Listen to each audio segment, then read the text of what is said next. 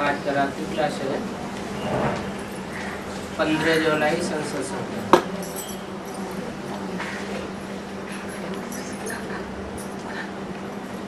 बच्चों का अनुभव है आगे भक्ति में थे और अभी ज्ञान में है। भक्ति में थे वो या दुर्गति में थे और अभी ज्ञान में है वो या सदगति में जा रहे हैं। सदगति हुई नहीं है पूरी, लेकिन सदगति में जा रहे हैं।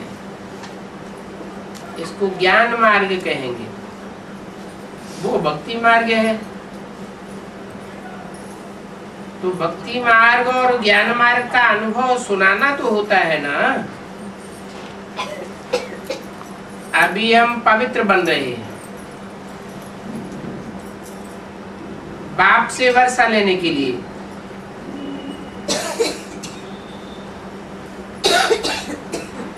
और वापस तो सभी को जाना है। पवित्र बनेंगे वो भी जाएंगे, नहीं बनेंगे उनको भी वापस जाना पड़े। धर्मराज की सजाएं खा के वापस जाएंगे, ये तुम्हारी बुद्धि में है। जो भी एक्टर्स हैं सब कैसे आते हैं और कैसे वृद्धि को पाते हैं और चले जाते हैं, ये भी बुद्धि में है। पहले पहले छोटा झाड़ ही आवेगा। यहाँ वाले जो जावेंगे सभी को इकट्ठे नहीं जावेंगे, धीरे धीरे जावेंगे, आवेंगे, जावेंगे इकट्ठे, लेकिन आवेंगे धीरे धीरे। ये झाड़ निराकारी जाकर के बनेगा, फिर धीरे धीरे साकारी झाड़ बढ़ेगा। वो झाड़ सिर्फ सूर्यवंशी बच्चों को समझाना बहुत सहज है। ये बेहद का मनुष्य सृष्टि का झाड़ है।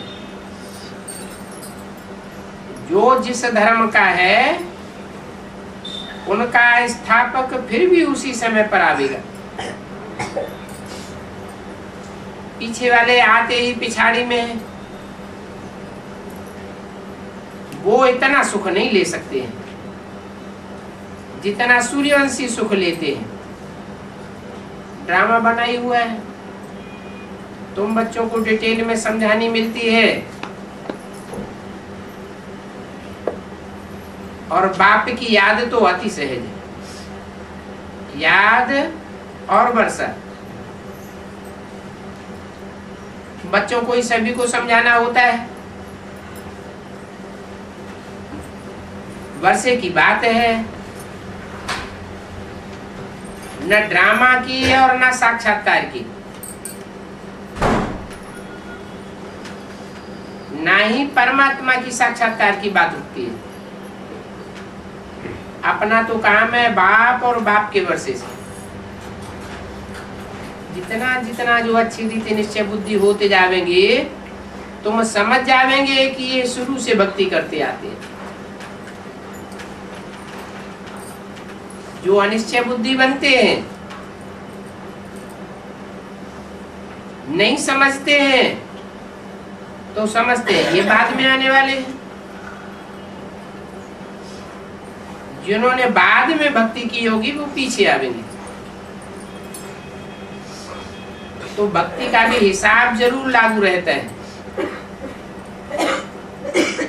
जिन्होंने ज्यादा भक्ति की है वो ज्यादा ज्ञान उठावेंगे, जिन्होंने कम भक्ति की है वो कम ज्ञान उठावेंगे। जिन्होंने शुरुआत की सतो प्रधान भक्ति की है वो सतो प्रधान ज्ञान उठावेंगे, और जिन्होंने तमो प्रधान अंत की भक्ति की है वो तामसी ज्ञान उठावेंगे। तामसी ज्ञान अर्थात विविचारी ज्ञान, एक से नहीं सुनेंगे। ये भक्ति का हिसाब है। तो गाया जाता है आत्मा परमात्मा अलग रहे बहुकाल, बच्चों को पुरुषार्थी सतो प्रधान बनने का ही करना है और हर एक को बाप का परिचय देना है। सर्विस करते हुए बच्चों को कभी भी तंग नहीं होना चाहिए कि हमारी बात नहीं समझते हैं, हमारी बात नहीं सुनते हैं। चाहे छोटे हो चाहे बड़े हो, सर्विस तो सभी को करनी है। जो बड़े बड़े दुकान होते हैं उन पर तो अच्छे ही समझाने वाले रखे जाते हैं। जैसे जैसे कल पहले स्थापना हुई है वो अभी होती रहेगी, तो खुशी से ही सर्विस में लगना चाहिए। तंग होने की बात नहीं है, स्टूडेंट्स को पढ़ करके पास होना है। पढ़ना और पढ़ाना अलग बात है और लड़ना झगड़ना अलग बात है।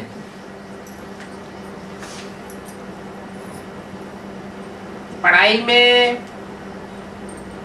जो लड़ाई झगड़ा करते हैं वो फेल हो जाते हैं।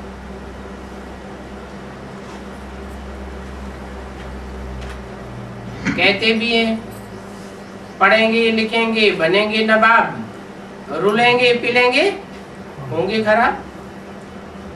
टाइम वेस्ट नहीं करना है, कोई से भी नाराज होकर के नहीं बैठ जाना चाहिए।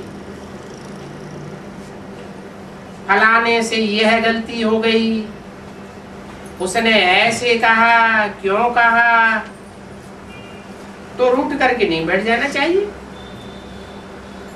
मुरली भी जरूर पढ़नी चाहिए, उसमें सर्विस की बहुत युक्तियां मिलती हैं। बच्चों को उल्लास में आते रहना चाहिए, उसी का पारा चढ़ना चाहिए। बाप जो स्वर्ग का मालिक बनाते हैं तो उसमें खुश होना चाहिए। बड़े आदमी के पास जन्म लेने वाले को खुश होना चाहिए ना। ये है बाप से वर्षा लेने की युक्ति। बच्चों को पढ़ना बहुत जरूरी है, रोज मुरली पढ़ना और धारण करना। घर में घाटा है, फायदा है, धंधा ठीक है नहीं है, इन बातों का तो ज्ञान से कोई वास्ता ही नहीं है। जो गरीब है उनको भी कहा जाता है बाप का परिचय दो। जो बेहद का बाप हो करके गया है, भारत को स्वर्ग बना करके गए हैं। रावण ने वर्षा बाद में छीन लिया है, अभी फिर बाप कहते हैं कि पावन बनो। ये कोई हद की बातें नहीं है, ये सब बेहद की बातें हैं। तुम जानते हो बाबा हमको नए विश्व के लिए पुरुषार्थ करवाए रहे हैं। याद के बल से, पवित्र होने से ही हम पवित्र दुनिया का मालिक बनते हैं। याद ही बुद्धि में बैठनी चाहिए, योग अक्षर भी नहीं। बाप का याद अक्षर लवली है। बाप ने कहा ये माँ बेकम याद करो, ऐसे तो नहीं कहा योग लगाओ। हम सतो प्रधान आए थे, फिर यहाँ से सतो प्रधान बन करके ही वापस जाएंगे। तमो प्रधान तो कोई भी वापस नहीं जा सकते। साक्षात्कार की सभी बातें भक्ति मार्ग की हैं। साक्षात्कार से ज्ञान का कोई कनेक्शन नहीं है। यहाँ न आत्मा अपना साक्षात्कार कर सकती है और न परमात्मा बाप का ही साक्षात्कार कर सकती है। बाप ने समझाया है मैं बिंदी हूँ और तुम भी बिंदी हो। उस बिंदी में ही सारा ज्ञान है। ऐसे नहीं कि मैं बड़ा हूँ, ये नहीं समझना चाहिए परमात्मा बड़ा है। परम माना दूर से दूर रहने वाला, परे ते परे। ड्रामा में राज भी अच्छा रखा हुआ है।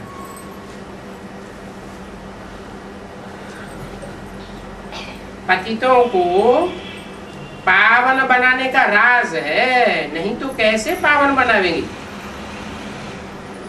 ऐसी ऐसी बातें याद करके खुशी में रहना चाहिए। तुम बच्चों को तो शिव बाबा ने अडॉप्ट किया है, तुम बच्चों को माना जो सन्मुख बैठे बच्चे हैं उनको तो बाप ने अडॉप्ट किया है। सुप्रीम सोल बाप अडॉप्ट करने वाला है साकार के द्वारा। और जो दूसरे धर्म वाले हैं उनको तो उनके धर्म पिता अडॉप्ट करते हैं। अभी बाप राजयोग सिखाए रहे हैं, तुम समझेंगे बरोबर ये रथ भाग्यशाली है जिसमें भगवान बाप प्रवेश करते हैं। इन्होंने 84 जन्म लिए हैं, फिर बाप ने प्रवेश करके यह नाम रखा है। सब जानते हैं कि ये साधारण तन था, प्रवेश किया फिर नाम बदल दिया। इनमें बाबा प्रवेश करके नाम बदल ही कर देते हैं।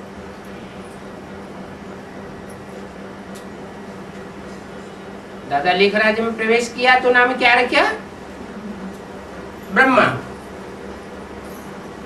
फिर प्रवेश करते हैं ब्रह्मा का शरीर छूटने के बाद तो फिर नाम बदली करते हैं। नहीं तो ब्रह्मा का बाप चाहिए, वो फिर कहां से आवेगा? 3 बच्चों से में से भी एक ब्रह्मा ही यहाँ का है, साकार सृष्टि का। विष्णु और शंकर को साकार नहीं कहेंगे, वो तो आकारी स्टेज में रहने वाले हैं। साकारी दुनिया से उनका वास्ता नहीं है, ऐसे नहीं कहेंगे। अभी तीनों को रचा है, नहीं। ओम शांति। दूसरा प्रातः क्लास है 16 जुलाई 1967 का। रूहानी बाप बैठ करके रूहानी बच्चों को समझाते हैं। रूहानी बच्चे कौन है? रूह तो कभी विनाश होती नहीं, उनका पार्ट भी कभी विनाश को पाता नहीं। तो असल रूहानी बच्चे वो हैं जो ऑलराउंड पार्ट बजाते हैं। ऑलराउंड पार्ट बजाते हैं माना उनकी आत्मा इस षष्ठी चक्र में से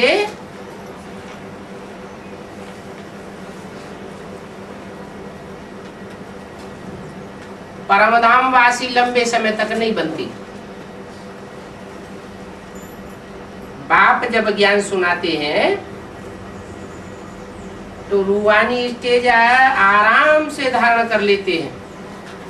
इसी जन्म में रूहानी स्टेज पूरी धारण करके और इसी जन्म में संपन्न आत्मा बन जाती है, पवित्र बन जाते हैं। जो बाप के सन्मुख आने वाले बच्चे हैं उनकी बात है। जो सन्मुख नहीं आते हैं वो पूरे परिपक्व आत्मा नहीं बन पाते, तो उनके जन्म कम हो जाते हैं। वो पूरा बाप से समझते भी नहीं, पूरी पढ़ाई पढ़ते ही नहीं। जब पहले पहले कोई को समझाओ तो पहले ये क्लियर कर दो कि सारी मनुष्य सृष्टि का बाप एक ही है। पूछना नहीं है कि बाप एक है व अनेक है। अगर पूछेंगे तो कह देंगे अनेक है। कहना ही है बाप रचयिता गॉड फादर एक है, वो सभी आत्माओं का बाप है। पहले पहले ऐसे नहीं कहना है कि वो बिंदी है। बच्चों को भी ऐसे नहीं समझाना चाहिए कि भगवान बिंदी है। इसमें फिर मुझे जावेंगे। पहले पहले तो ये अच्छी रीति समझाओ बाप 2 हैं, एक लौकिक बाप और एक पारलौकिक बाप। लौकिक तो हर एक का अपना अपना अलग अलग होता है, और पारलौकिक सभी आत्माओं का एक ही बाप है। फिर शरीर में आते हैं तो सभी जीवात्माओं का बाप एक है। जो भी जीवात्माएं हैं उनका एक ही बाप है, वो भी जीवात्मा। फिर उनको कोई खुदा कह देते हैं, कोई गॉडफादर कह देते हैं, है तो एक ही ना, सभी एक को याद करते हैं। तो पहले पहले ये पक्का निश्चय कराओ, फादर है सर्व का रचने वाला। बाप यहाँ आवेंगे ही स्वर्ग का मालिक बनाने के लिए। जो सबका बाप है वो तो स्वस्थिति से स्वर्ग बनाता है।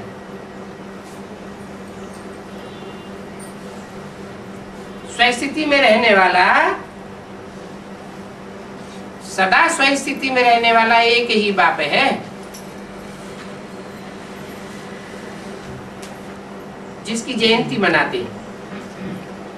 ये भी तुम जानते हो, स्वर्ग का रचयिता भारत में ही आकर के स्वर्ग रचते हैं, और धर्मखंडों में तो आते नहीं, क्योंकि और धर्मखंड है विनाशी। वो धर्म भी विनाशी है, सदा काल के धर्म नहीं है। और तुम्हारा धर्म तो अविनाशी है। धर्मखंड भारत भी अविनाशी है, तो भारत में ही आकर के स्वर्ग रचते हैं। जो नरक बन गया है उस नरक को स्वर्ग बनाते हैं। स्वर्ग में सभी देवी देवताओं का राज्य होता है। तो पहले पहले बाप का ही परिचय देना है। उनका नाम शिव है, उनकी बिंदी का नाम शिव है। गीता में भगवान वाच है। तो पहले पहले ये निश्चय करवा करके लिखवा लेना चाहिए कि हाँ, बाप तो एक ही है, उनका नाम शिव है, बाकी सारी उनकी रचना है। पहले पहले बाप का निश्चय करवा करके फिर गीता खंडन सिद्धि करनी है। गीता में कृष्ण का नाम डाल दिया है। अब कृष्ण तो देवता है, 16 कला संपूर्ण कहा जाता है। बाप तो कलाओं में बंधता ही नहीं, वो तो कलातीत है। तो जो कलातीत है वो ही सृष्टि पर आकर के सारे कल्प का अंत करने वाला कहा जाता है। कृष्ण कोई गीता का भगवान भी नहीं है और कल्पांतकारी भी नहीं है। गीता में वास्तव में शिव भगवान वाच होनी चाहिए। भगवान ही कहते हैं मैं तुमको राजयोग सिखाता हूं और नर से नारायण बनाता हूं। नर को नारायण बनाने वाला एक ही है। जो नारायण बनता है वो पहले कृष्ण कहा जाता है। ये कृष्ण और नारायण कौन बना सकते हैं? ये समझाना पड़ेगा कि भगवान कौन है।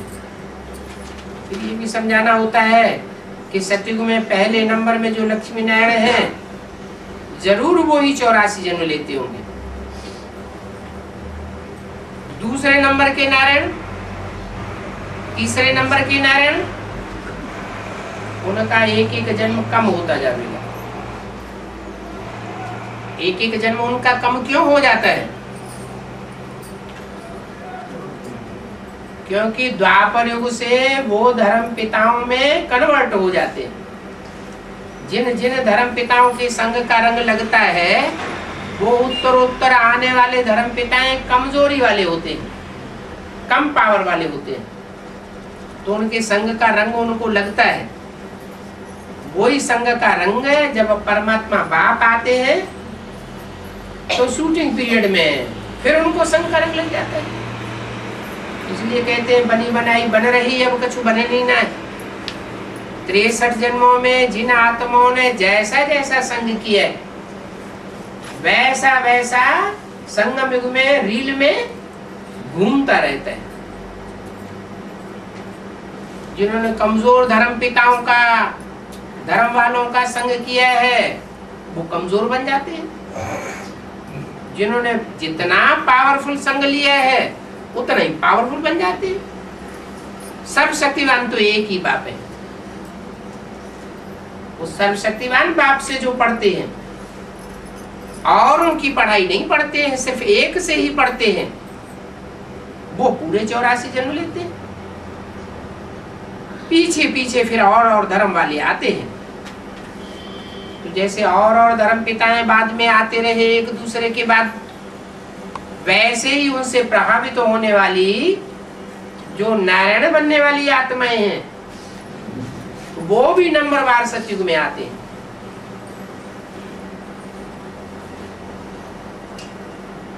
पहले नंबर में जो लक्ष्मी नारायण हैं वो तो जरूर 84 जन्म लेने वाले हैं। उनके इतने जन्म हो नहीं सकते जो बाद में आते हैं। जो पहले पहले आने वाले हैं उनके ही 84 जन्म होते हैं। सतयुग में तो कुछ सीखते नहीं है, जरूर संगम में ऊपर ही सीखा होगा। तो पहले पहले बाप का परिचय देना है। जैसे आत्मा देखने में नहीं आती है, आत्मा को बुद्धि से समझा जाता है कि आत्मा अमुक पार्टधारी है। बिंदी का साक्षात्कार करेंगे तो कुछ भी समझ में नहीं आएगा। वो बिंदी जब साकार शरीर से पार्ट बजाती है, एक्ट करती है, वाचा चलाती है, तो कुछ समझ में आता है। परमात्मा को भी देख नहीं सकते हैं इन आंखों से। परमात्मा का भी पार्ट समझा जा सकता है, वो भी तब जब साकार शरीर में आवे। बुद्धि से समझते हैं कि वो हम आत्माओं का बाप है। आत्मा तो छोटी बड़ी होती नहीं है, बाप भी छोटा बड़ा नहीं होता है। उनको कहा जाता है परमात्मा। तो जरूर परम पार्ट बजाते होंगे। वो सदैव पावन है। परम मना परे ते परे पार्ट बजाने वाला, ऊंचे ते ऊंचा पार्टधारी। कैसा पावन पने का पार्ट बजाते हैं? जैसा पावन पने का पार्ट और कोई देवता नहीं बजा सकता। उनको तो आकर के सारी पतित दुनिया को पावन बनाना होता है, थोड़ों को नहीं। सारी सृष्टि उनसे पावन बनती है। तो पहले पहले एक ही बाप है। यही सिद्ध करने पर गीता का भगवान सिद्ध हो जाएगा। गीता का भगवान कोई कृष्ण नहीं है। कृष्ण को तो सब धर्म वाले नहीं मानेंगे। सब धर्म वाले तो एक निराकार को ही मानते हैं। तो ये सिद्ध हो जाएगा। तुम बच्चों को सिद्ध करके दिखाना है कि ये सब भक्ति मार्ग के झूठे शास्त्र हैं जो मनुष्यों ने बैठ बनाए। एक बाप कोई सच्चा कहा जाता है जो सच्चखंड स्थापन करते हैं। कोई मनुष्य तो सच्चखंड या सतयुग स्थापन नहीं कर सकता। भक्ति मार्ग के इन शास्त्रों आदि से उतरते आए हैं, क्योंकि शास्त्र मनुष्यों के द्वारा लिखे हुए हैं। मनुष्य उतरती कला में जाने वाले हैं, भगवान तो उतरती कला में जाता नहीं। सतयुग में कृष्ण आवेगा, उतरती कला में जावेगा या चढ़ती कला में जावेगा? है? सतयुग में कृष्ण आवेगा तो उतरती कला में जावेगा या चढ़ती कला में जावेगा? उतरती कला में जाएगा। उसके बाद और भी जो नारायण बनने वाली आत्माएं आवेंगी वो भी उतरती कला में जावेंगी या चढ़ती कला में जावेंगी? उतरती कला में जावेंगी। भगवान तो इस सृष्टि पर आता है तो जब प्रत्यक्ष होता है तो वो कलाओं में बंधता ही नहीं, वो कलाओं से भी परे का पाठ बजाता है। पुनर्जन्म लेने से कलाएं कम होती हैं। क्या? एक हद का पुनर्जन्म, एक बेहद का पुनर्जन्म। बेहद का पुनर्जन्म क्या है? बार बार निश्चय में आना, बार बार अनिश्चय में आना। तो बार बार जो निश्चय निश्चय के चक्र में आते हैं उनकी आत्मा कमजोर हो जाती है। लंबे समय के पुरुषार्थ में लंबे समय तक निश्चय अनिश्चय का चक्र चलता रहेगा तो अंतमते सुगति हो जाएगी। पुनर्जन्म लेने से कलाएं कम होती है। ये कर्मकांड की तीर्थ आदि की बातें सब भक्ति मार्ग के शास्त्रों में, ज्ञान में तो इनका कोई मतलब ही नहीं है। रिद्धि सिद्धि इधर उधर जाना करना ये सब शास्त्रों में, यहाँ पर तो कोई शास्त्र नहीं है। बाप डायरेक्ट आकर के सुनाते हैं। ऐसे तो सभी धर्म पिताओं ने डायरेक्ट आकर के सुनाया है, कोई शास्त्र नहीं लिखे। क्राइस्ट आया, उन्होंने कोई बाइबल लिखी क्या? इब्राहिम ने कोई शास्त्र लिखा क्या? महात्मा बुद्ध ने कोई शास्त्र लिखा? नहीं। जो भी धर्म पिताएं आए सबने डायरेक्ट सुनाया। जब उस धर्म की संख्या बहुत बढ़ जाती है तब उनके फॉलोअर्स बैठ करके शास्त्र लिखते हैं। ऐसे ही भगवान जब इस सृष्टि पर आते हैं तो उसका उनके सुनाए हुई बातों का कोई शास्त्र नहीं बनता, बन ही नहीं सकता। क्यों?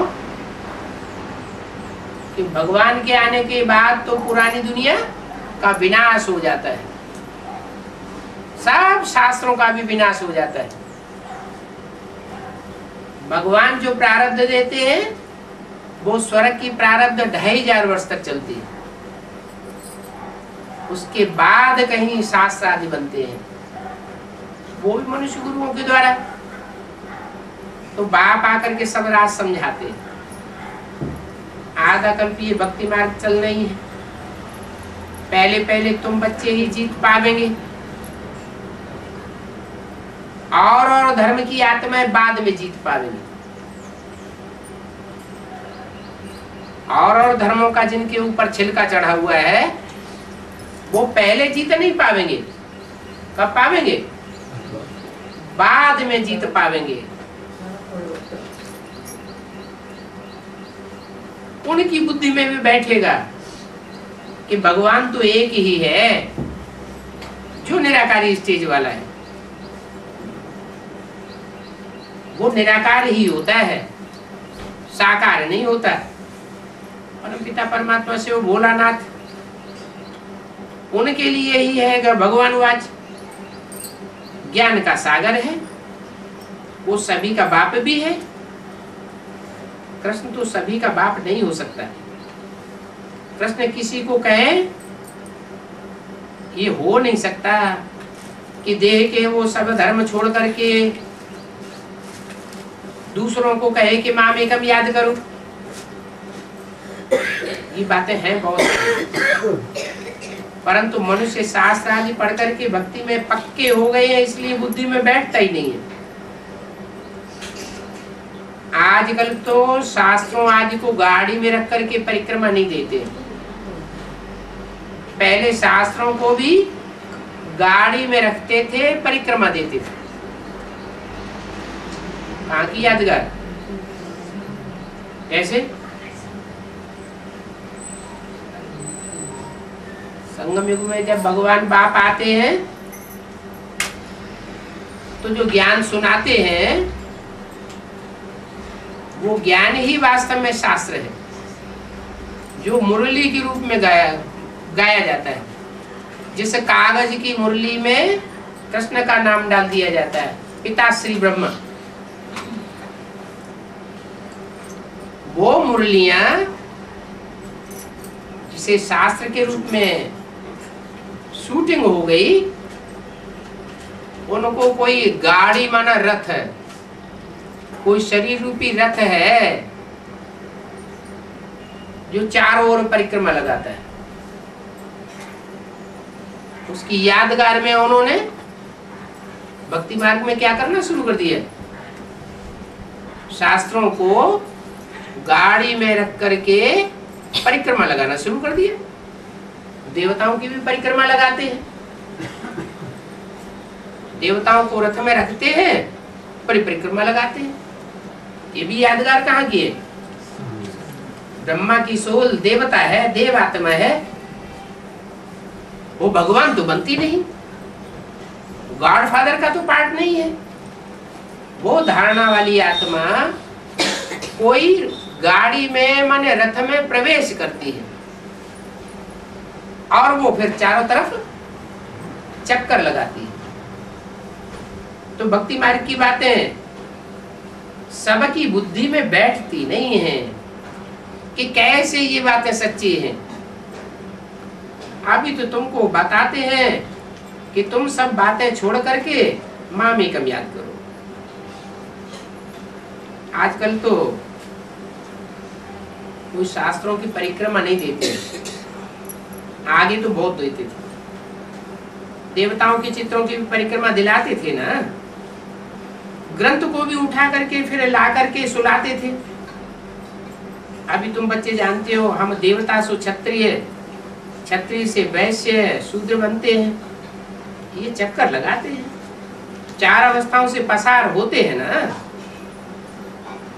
ब्रॉड ड्रामा में भी चार अवस्थाओं से आत्मा प्रभाव पसार होती है, और शूटिंग पीरियड में भी आत्मा चार अवस्थाओं से पसार होती है। ज्ञान भी चार अवस्थाओं से पसार होता है। पहले सतो प्रधान, फिर सतो सामान्य से रजो और तमो बनता है। तो ये चक्कर लगाते हैं, चक्कर के बदले वो फिर परिक्रमा दिला करके घर जाकर रखते हैं। उनका एक मुकर्रर दिन होता है, जबकि दिखाते हैं चित्रों को बड़ी धूमधाम से। तो पहले पहले यही सिद्ध करके बताना है कि कृष्ण भगवान वाच नहीं है, परंतु शिव भगवान वाच है, ये बुद्धि में बैठता नहीं है। शिव पुनर्जन्म मरण रहित है, वो आते तो जरूर हैं, परंतु इनका दिव्य जन्म है। मनुष्यों की भांति वो गर्भ से जन्म नहीं लेते। कोई शरीर में रथ में प्रवेश करते हैं, भागीरथ पर आकर के सवार होते हैं, पतितों को आकर के पावन बनाते हैं। कोई मनुष्य तो पतितों को पावन बना ही नहीं सकता। कृष्ण को नहीं कहेंगे पतित पावन। कृष्ण अर्थात ब्रह्म, रचयिता और रचना के आदि मध्य अंत का राज तुम्हारी बुद्धि में है। ब्रह्मा रचयिता नहीं है, ब्रह्मा भी क्या है? रचना है। ये नॉलेज तुम्हारे सिवाय और कोई की बुद्धि में नहीं है।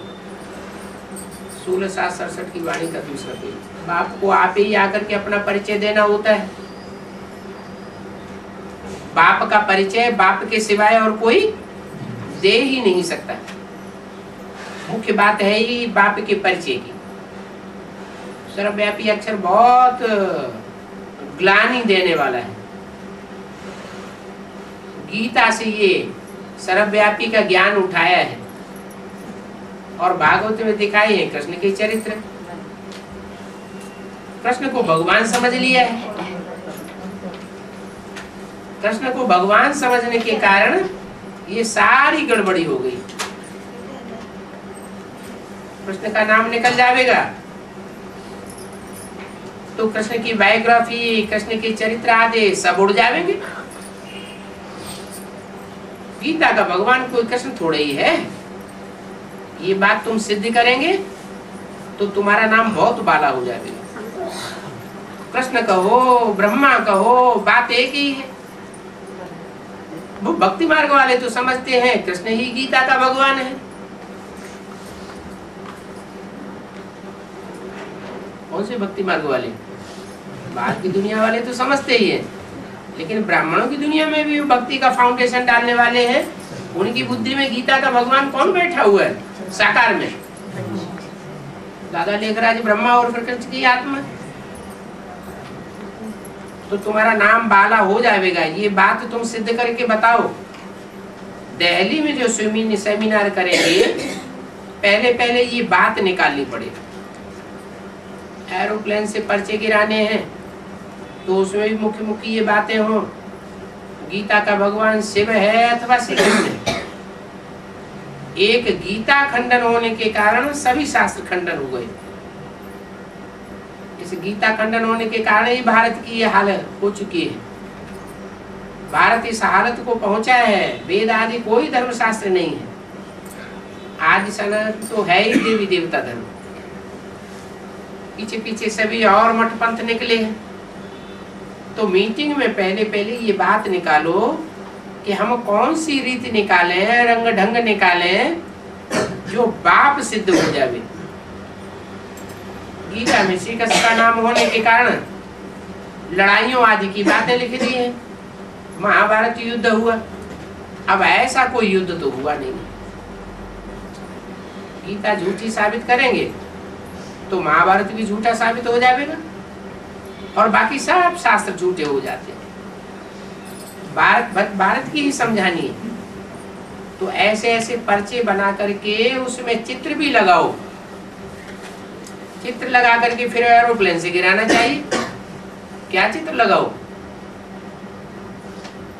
गीता का भगवान निराकार स्टेज वाला,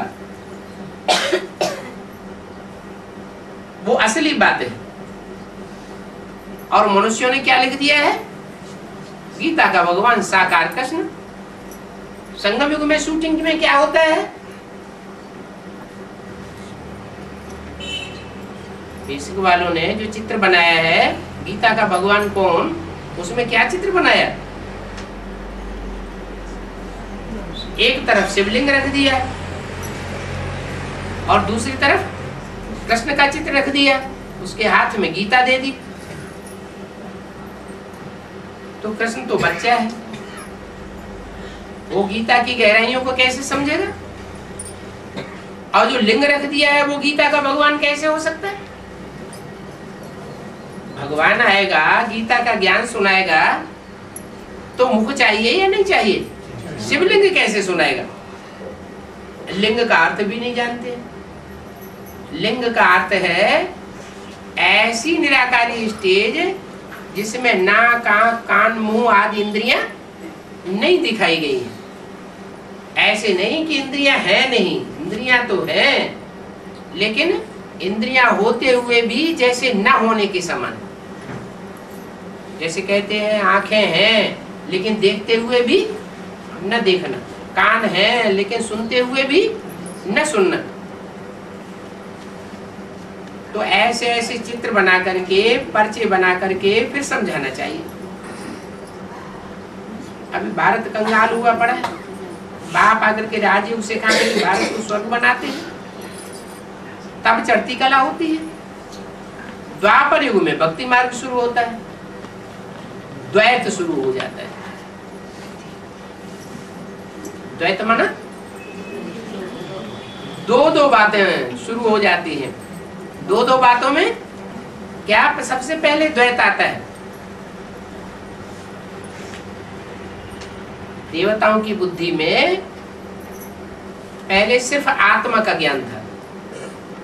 मैं आत्मा, ज्योति बिंदु। फिर द्वैत शुरू होता है, तब क्या होता है? देह की बात शुरू हो जाती, तो द्वैत शुरू हो गया। द्वैत की शुरुआत कहां से होती है?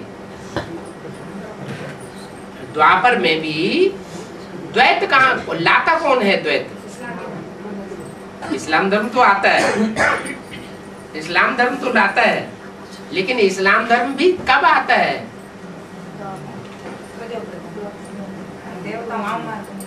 देवताएं जब वाम मार्ग में जाते हैं तब इब्राहिम आता है। तो शुरुआत कहां से हुई? देवताओं के वाम मार्ग में जाने से गिरती कला हो जाती है, भक्ति मार्ग शुरू होता है। फिर शास्त्र आदि बनते हैं, उन्हें पढ़ते पढ़ते उतरती कला हो जाती है। गीता को रांग सिद्ध करने से बाकी सब शास्त्र रांग हो जाते हैं।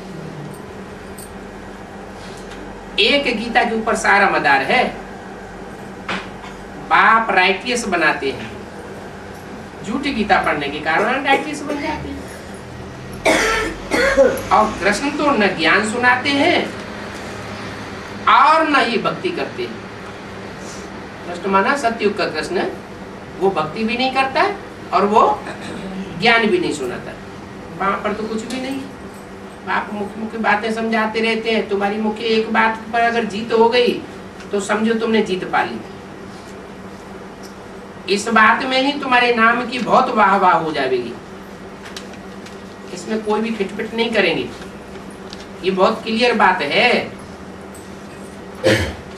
कि गीता का ज्ञान दाता निराकार परमपिता परमात्मा शिव है, और शिव का नाम सिर्फ एक देवता के ही साथ जोड़ा जाता है, शंकर के साथ। और कोई देवता के साथ शिव का नाम नहीं जोड़ा जाता है। क्यों?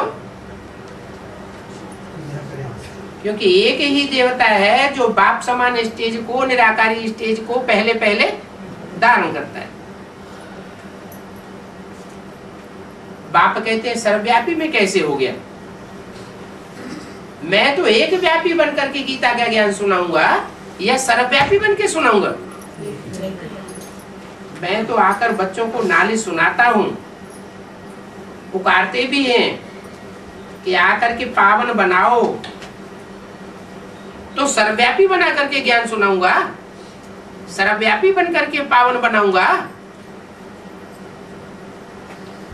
आता हूं रचयिता और रचना का ज्ञान सुनाने के लिए।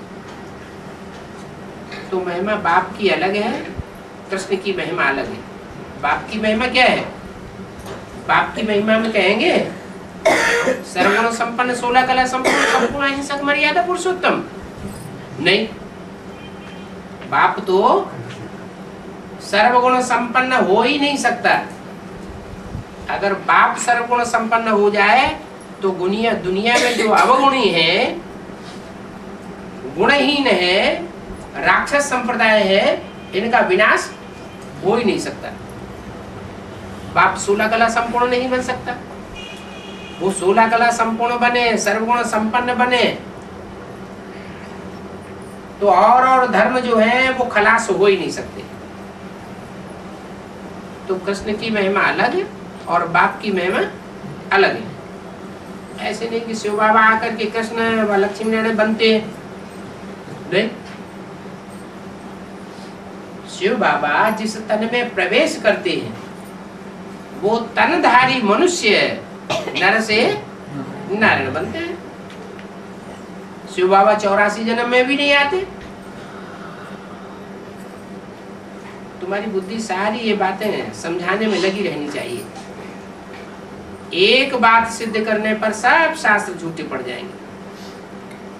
मुख्य गीता है, भगवान वाच है, तो जरूर भगवान का मुख चाहिए। निराकार कैसे गीता ज्ञान सुनावेगा? वो तो चित्र बनाए देते हैं निराकार का। हाँ, कहेंगे कि भगवान एक ही निराकार है। निराकार है तो जरूर निर्विकार है, परंतु आत्मा मुख बिना बोलेगी कैसे? कहते हैं कि मैं साधारण तन का आधार लेता हूं।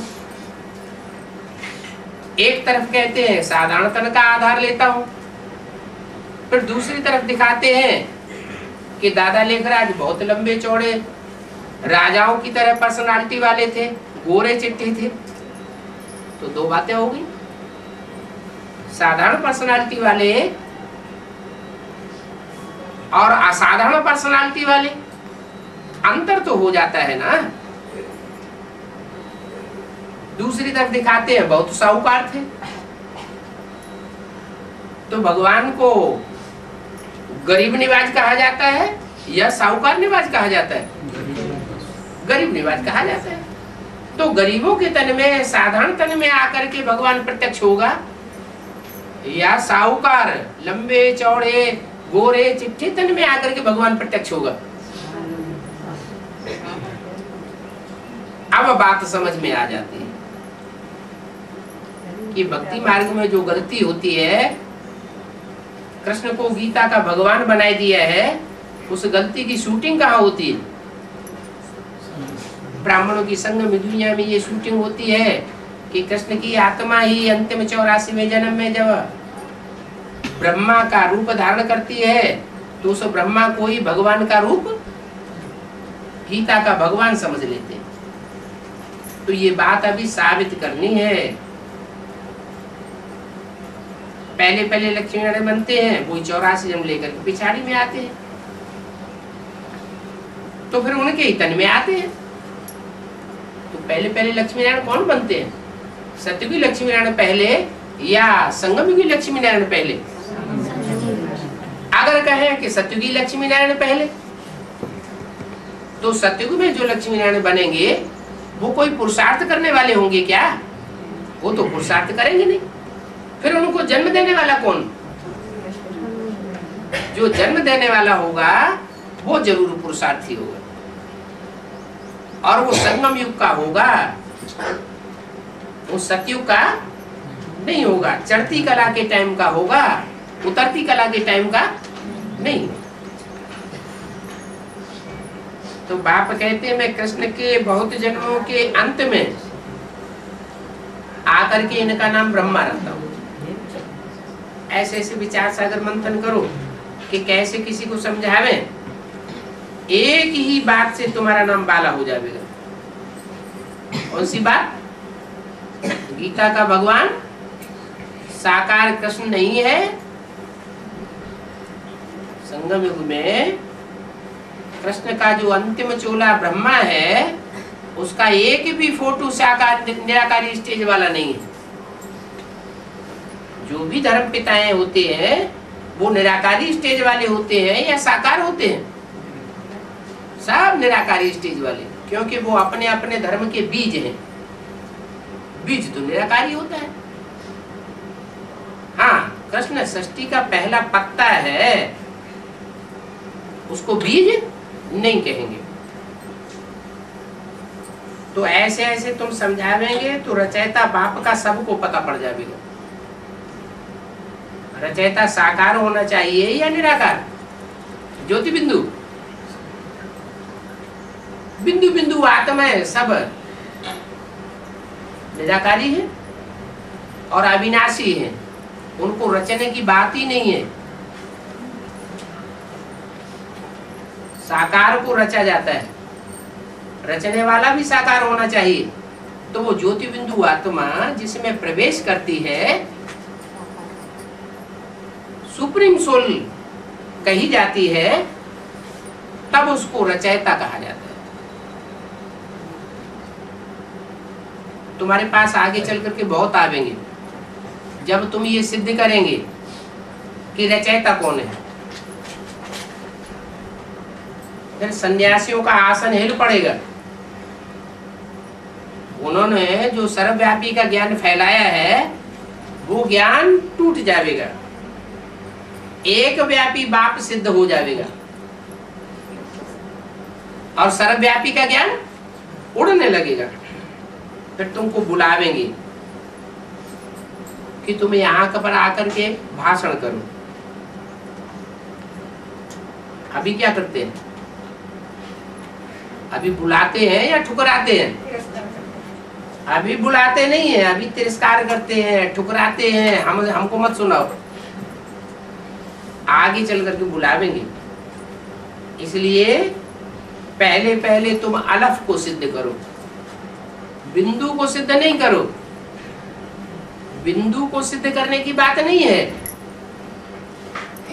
उन्होंने क्या किया?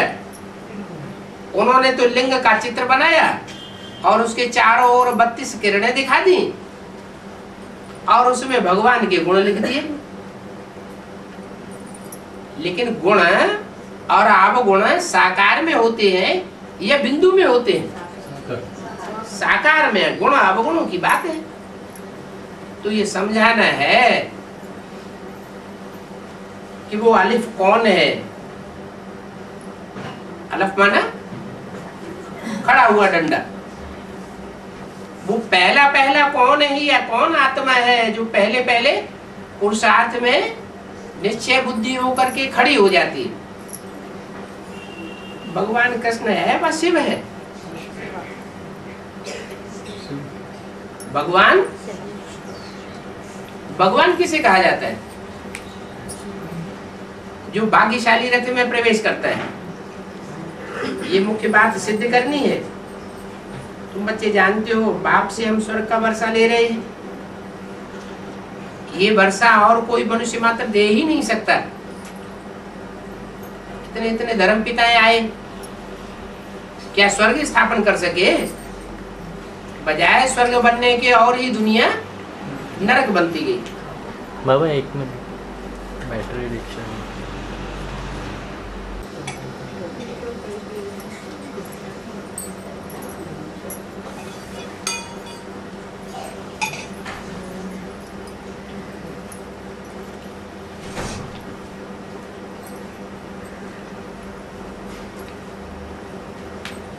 भगवान बाप आते हैं तो बच्चों को बैठ करके समझाते हैं कि मैं बहुत जन्मों के अंत में इसमें प्रवेश करता हूँ। बहुत जन्म कितने? ज्यादा से ज्यादा बहुत जन्म कितने होते हैं? 84 जन्म। 84 जन्म पूरे होने के बाद अंत में, माने अंतिम 84वें जन्म में इनमें प्रवेश करता हूँ। ये श्री कृष्ण की आत्मा का रथ है। कौन? दादा लिख रहा है, मुकर्रर रथ नहीं। दादा लिख रहा है 84वें जन्म का ये शरीर है। इसके बाद ये शरीर छूट जाएगा तो फिर इनका अगला जन्म इस दुनिया में नहीं होता है। ये खुद तो कृष्ण नहीं है तो राधा वो है तो दादा लिख रहा है का कृष्ण शरीर, लेकिन कृष्ण बनेगा कब? बनेगा तो सतयुग में। बहुत जन्मों के अंत का शरीर है। हर जन्म में फीचर्स परिचय आदि बदलता रहता है ना। बहुत जन्मों के अंत में जिसमें प्रवेश करता हूँ वो फिर कृष्ण बनते हैं। अभी ये संगम युग है। हम भी बाप का बनकर के बाप से वर्षा लेता हूँ। कौन बोला? ये कौन बोला कि हम भी बाप का बनकर के बाप से वर्षा लेता हूँ? कृष्ण की सोल ब्रह्मा ही बोल रहे हैं कि हम बाप का बन करके फिर बाप से वर्षा लेता हूँ। कब बनेंगे बाप के? हाँ? सत्युग आदि में बाप के घर में ही वो आत्मा जन्म लेती है, फिर उनका वर्षा मिलेगा सत्युग का। सत्युग का नारायण बनेंगे। बाप पढ़ाते हैं फिर साथ ले जाते हैं। ये कौन बोला?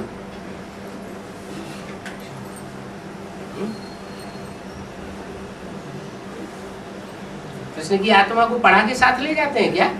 नहीं। फिर माने सुप्रीम सोल बाप जो है वो साथ ले जाते हैं, माने निराकारी स्टेज में ले जाते हैं। और कोई तकलीफ की बात नहीं है। बाप सिर्फ कहते हैं मामेकम याद करो तो तुम निराकारी निर्विकारी निरहंकारी बाप समान बन जाएंगे। तो ये अच्छी रीति विचार करना चाहिए। ये सब बातें कैसे कैसे लिखें, क्या कारण है जिससे भारत अनराइटियस बन गया, इररिलीजियस बन गया, इंसॉल्वेंट बना हुआ है। 16 जुलाई सरस्वती वाणी का 3रा पेज। ऐसे इंसॉल्वेंट रिलीजियस भारत को बाप आकर के राजयोग सिखा करके राइटियस और सॉल्वेंट बनाते हैं। सारी दुनिया को राइटियस बनाते हैं। उस समय सारे विश्व का मालिक तो तुम ही होते हो। सारी दुनिया विश्व का मालिक नहीं बन सकती। कहते हैं ना new long life and property. तो जिसकी लंबी उम्र हो और सबसे ज्यादा प्रॉपर्टी वाला हो। बाप आशीर्वाद नहीं करते हैं, कि तुम सदा जीते रहो, नहीं, तुम अपने पुरुषार्थ से लंबी आयु पाते हो। तो साधु लोग कहते हैं अमर रहो, मीटिंग करते हैं तो बाप से राय पूछते हैं, बाबा राय देते हैं, सभी अपनी अपनी राय लिख करके भेजो, फिर भला आपस में इकट्ठे भी हो जाओ। राय तो मुरली में लिख के देने पर ही सबके पास पहुंच सकती है। 2-3 हजार खर्चा होने से बच जाएगा। इस 2-3 हजार से 2-3 सेंटर्स खोल सकते हैं। गांव-गांव में जाना चाहिए, चित्र आदि लेकर के आपस में ऐसे ऐसे विचार निकालने चाहिए। अखबारों में भी छपवाओ, विलायत में भी तुम्हारा नाम इसी एक बात को जीतने पर होगा। कौन सी बात? गीता का भगवान साकार कृष्ण नहीं है, कृष्ण तो मनुष्य हो गया ना। लॉर्ड मनुष्य को कहा जाता है, लैंड लॉर्ड कौन बनता है? मनुष्य बनता है। निराकार कोई लैंड लॉर्ड थोड़े ही है क्या? भगवान को कोई इच्छा होती है कि मैं इतना इतना इतना रुतबे वाला बनूं? वो तो है ही ऑलरेडी रुतबे वाला। कृष्ण को लॉर्ड कह देते हैं। वास्तव में तो कृष्ण देवता है। कृष्ण ऊंचे ते ऊंचे नहीं है, कृष्ण से भी ऊंचे कौन है? उसको जन्म देने वाला रचयिता बाप है। सूक्ष्म वतन की तो कोई बात ही नहीं। बाप रचयिता है, फिर रचना यहाँ है। सूक्ष्म वतन की कोई बात नहीं। चित्र है तो उस पर थोड़ा समझाया जाता है, उसका भी बीच में थोड़ा पार्ट है। किसका? सूक्ष्म वतन का। तुम जानते हो, मिलते हो। इतनी आत्माएं शरीर छोड़ेंगी, विनाश कोई चुटकी बजाते तो हो नहीं जाएगा। धीरे धीरे करके बम फूटते रहेंगे, अकाले मौत होती रहेगी। तो जिनकी अकाले मौत होगी वो सूक्ष्म शरीरधारी आत्माएं कहाँ रहेंगी? वो सूक्ष्म शरीर से सूक्ष्म वतन में रहेंगी। तो थोड़े टाइम का पार्ट है सूक्ष्म वतन का। सब आत्माएं जब शरीर छोड़ छोड़ करके सूक्ष्म वतन में इकट्ठी हो जाएंगी, लास्ट में फिर बड़ा विनाश होगा। और उस विनाश में सबको फिर वापस परमधाम एक साथ जाना है। तो तुम जाते हो, मिलते हो, बाकी और कुछ भी नहीं। इसलिए उसमें जास्ती इंटरेस्ट नहीं लिया जाता। इसमें सूक्ष्म वतन की बातों में यहाँ पर आत्मा को बुलाया जाता है, उनको खिलाते हैं। कोई तो आकर के रोते हैं, कोई तो प्रेम से मिलते हैं, कोई तो दुख के आंसू बहाते हैं। तो ये सब ड्रामा में पार्ट है, जिसको चिट चैट कहा जाता है। वो लोग तो ब्राह्मणों में कोई की भी आत्मा को बुलाते हैं, फिर उनको कपड़ा आदि पहनाते हैं। अब शरीर तो वो खत्म हो गया, ये कपड़ा किसको पहनाते हो? बाकी पहनेगा कौन? तुम्हारे पास तो ये रस्म रिवाज नहीं है। यहाँ ज्ञान मार्ग में तो रस्म की बात ही नहीं है। तो ऊंच ते ऊंच बाप हुआ, फिर यहाँ पर सत्य में लक्ष्मी नारायण का राज्य होता है। तो वो लक्ष्मी नारायण कैसे बने, ये देखना है। जरूर बीच में संगम युग है। तब नर को संगम युग में नारायण बना करके जाते हैं, संगम युग में पवित्र बनते हैं। तुम एक बात सिद्ध करेंगे, ये तो बिल्कुल ठीक बात बताते हैं। भगवान कभी झूठ थोड़े बोलेगा। फिर बहुतों का प्यार भी होगा, बहुत आवेंगे। समय पर बच्चों को पॉइंट्स मिलती रहती है, पिछाड़ी में क्या क्या होना है वो भी आगे चल करके देखेंगे। लड़ाई लगेगी, बम छोड़ेंगे, कोई कोई तो देखते ही मर जाएंगे। पहले तो मौत है उस तरफ, किस तरफ? विदेशों में। बमों के धमाके पहले विदेशों में शुरू होंगे, और यहाँ तो पहले खून की नदियां बहेंगी। कहाँ? भारत भारत में। फिर दूध की नदियां बहती हैं, सिविल वार लगती है तो फिर एक दो को मारने ही मारने लग पड़ते हैं। पहले पहले आया आग निकलेगी बिलाई से, वहां डर भी बहुत है उनको, कितने बड़े बड़े बॉम्ब्स बनाते रहते हैं, क्या क्या उनमें डालते हैं जो एकदम सारे शहर को स्वाहा कर देते हैं। बाबा ने समझाया है कि ऊंच ऊंच भगवान है, फिर सतयुग में है लक्ष्मी नारायण का राज्य, वो भी बताना है कि कैसे स्वर्ग की राजधानी स्थापन की होगी। हेवनली गॉडफादर जरूर संगम पर ही आते हैं। तुम जानते हो कि अभी संगम पर हैं, तुमको मुख्य बात समझाई जाती है बाप की याद की। ये याद जैसी तुमको सिखाई जाती है ऐसी और किसी की बुद्धि में नहीं बैठ सकती। क्या औरों की बुद्धि में फिर भी संशय निश्चय आता रहेगा, और तुम्हारी बुद्धि निश्चयात्मक बुद्धि से तुम बाप को याद करेंगे।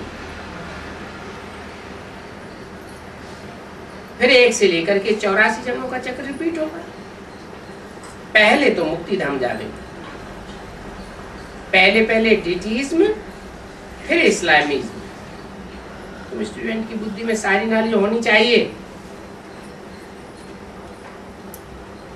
और की बुद्धि में ये नॉलेज बैठेगी नहीं। शिव बाबा तुमको सुनाते हैं, शिव बाबा के अनेक नाम रख दिए, तुम बच्चों के भी अनेक प्रकार के नाम है। द्रौपदियां, सीता है, पार्वतियां, उतना ही सुपन खाए दुशासन दुर्योधन भी यहाँ ही बनते हैं। सब एक दो को नग्न करते रहते हैं। स्वर्ग में तो ये नाम नहीं होते, वहां ऐसे काम ही नहीं होते। यहाँ कहते हैं बाबा हमको नग्न होने से बचाओ। ये भी बच्चों को समझाया कि बाप संगम पर ही 3 धर्म स्थापन करते हैं, देवता, क्षत्रिय, ब्राह्मण। संपूर्ण ब्राह्मण बनेंगे तो तुम देवता बनेंगे, जो फेल हो जाएंगे वो क्षत्रिय कहे जाएंगे। तो तुम जानते हो सत्य की स्थापना कैसे होती है, वो और कोई मनुष्य नहीं जानते। आप कहते हैं इसमें हिंसा की कोई बात नहीं है, सत्य की स्थापना में हिंसा नहीं होती है। दंत कथाएं भक्ति मार्ग में बहुत लिखती है, यहाँ तो हिंसा की कोई बात ही नहीं। मुख्य देवता धर्म है, फिर वृद्धि को पाते पाते झाड़ बढ़ता जाता है और धर्म आते जाते हैं। अच्छा बच्चों को गुड मॉर्निंग।